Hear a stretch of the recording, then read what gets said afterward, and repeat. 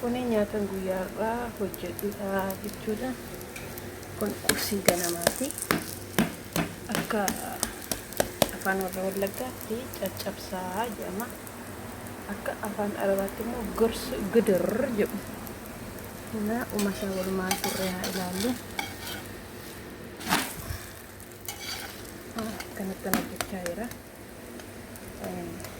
Qixxaa isaatti isa nyaatu akka kanatti illee isaatti isa nyaatu caccabsaa isaattis nan hojjedha jechuudha. Walumaan kan ilaallu ta'a. Qursii har'aa fi misaa har'aa jechuudha. Waliin tura let's go.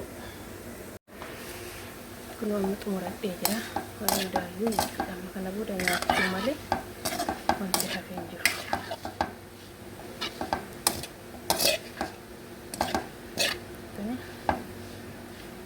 Kun egaa qursii ganamaati. Qursii anarra hojjedheedha.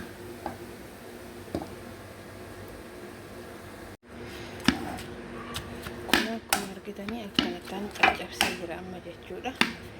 Kun amma bishaateera garuu gana chif godhee caccabse jechuudha. Kun biyya keenyatti a'aa fi dimbilaala, nacci shunkurtii, jijinbilaa irraa hojjetama jechuudha. Asitti garuu waan isaan hin jaallannee fi dhadhaama kan isaanii bichaatiin nan hojjedha. Dimbilaaladhaa, nacci shunkurtiidha, jijinbiladhaa ittiin ta'u jechuudha. Maaliif isaantu nyaata waan ta'eef. Biyya keenyatti garuu waan fe'e qaba ukkaamsaatti nyaatama. Asii immoo hin jaallatan. Warri adiin kun ho'isa isaan qabanii.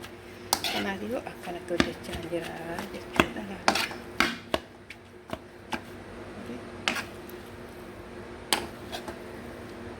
Kun caccabsaa jedhama akka warra Wallaggaatti.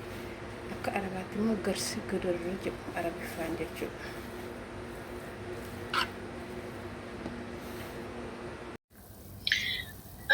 This one bring. Kun akkuma beekamu handaaqqoo akkanattiin affeelladheen jira. Amma kana keessaa baasee qobaattan xabbasadha jechuudha. Maaliif hundumtuu akkuma akka darajaa isaatti jira waan ta'eef amma kun bishaateera. Waddeemoo waan biraa fakkaataa jechuudha. Walumaan turre haa ilaallu. Kun egaa misaa har'aati jechuudha. Amma kana keessaa baasee waa biraa dalaga. Akkuma argamu shunkurtii kootti naqadheen jira. Shunkurtiin biraas waan hin qabuuf hin barbaanne baay'isu jechuudha.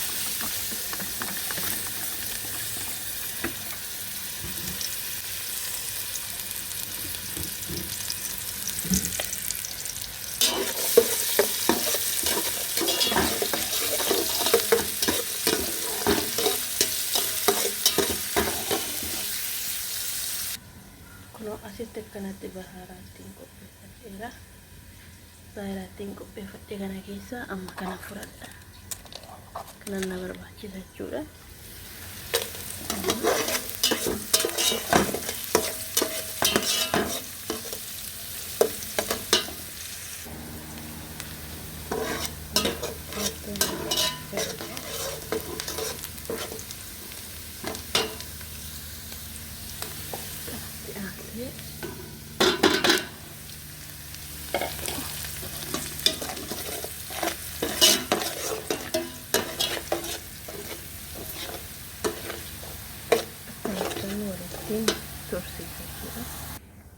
Asitti immoo kunoo nacci shunkurtii koo qopheeffadheen kaawwadheera.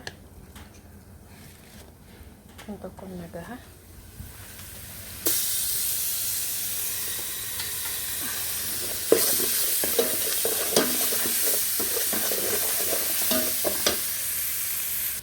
Sanii booda bishaan kanan itti naqadha jechuudha amma.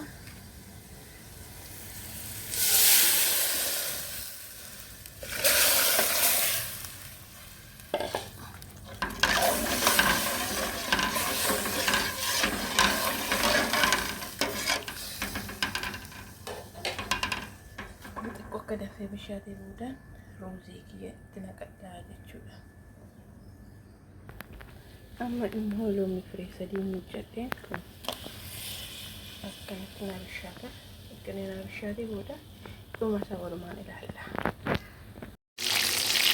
Kunoo akkanatti diinagdee hundaaqqoo keessatti barreeffadha.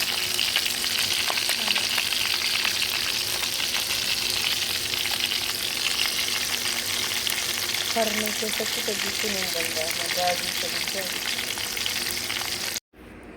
Kunoo nyaata koo guyyaa har'aa misaa koo akkana irratti xumuradheen jira jechuudha. Kana fakkaata. Dhumni isaa kana fakkaata.